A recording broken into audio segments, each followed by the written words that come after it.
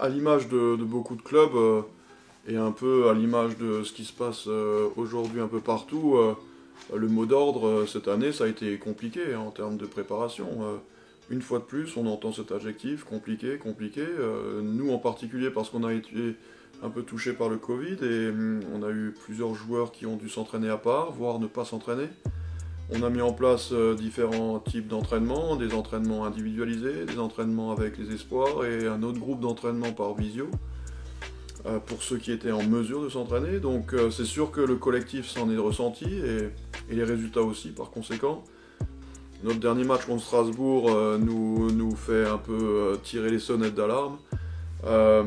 Autant contre Cholet, on sait qu'au plan comptable, on a raté 13 tirs ouverts et qu'on sait relativiser par rapport au fait qu'il y ait des bonnes exécutions et des tirs qui sont ratés. Donc à la fin de Cholet, j'étais pas si déçu que cela. J'ai même trouvé qu'il y avait du mieux et c'est aussi un match qu'on joue avec Scotty Reynolds et on voit aussi l'importance du meneur. Alors ce recrutement qui s'est plutôt bien déroulé pour la plupart des joueurs et qui a pris beaucoup plus de temps pour le meneur, ça montre l'importance de ce joueur. C'est vraiment un joueur clé dans toutes les équipes de basket et on voit Enzo qui doit franchir une étape et qui actuellement travaille beaucoup pour y arriver et je doute pas de sa capacité à le faire. Aujourd'hui, on classifie un peu les équipes, on pronostique du moins les classements futurs d'après les masses salariales et automatiquement, dans le tableau des petites masses salariales, oui, on joue Fos-sur-Mer et Roanne. Oui, c'est vrai qu'il y a concours et donc il va falloir en effet être en mesure d'être performant contre ces équipes et c'est vrai que la pré-saison ne nous donne pas beaucoup de garanties. Néanmoins, on a des bons joueurs, on a des joueurs qui veulent gagner.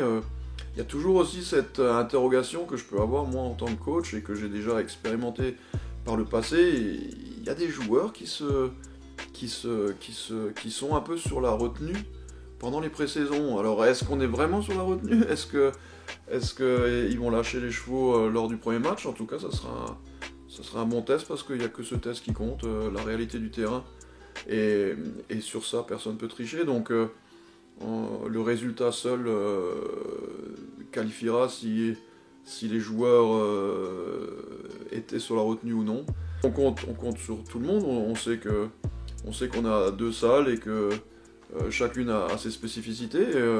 On aime aller à Châlons, et on aime rencontrer les supporters de Châlons, on les attend nombreux. Et on espère qu'ils seront de la partie pour nous supporter, mettre la pression sur les gens sur qui il faut mettre la pression. Et tous ensemble, on essaiera de gagner cette rencontre.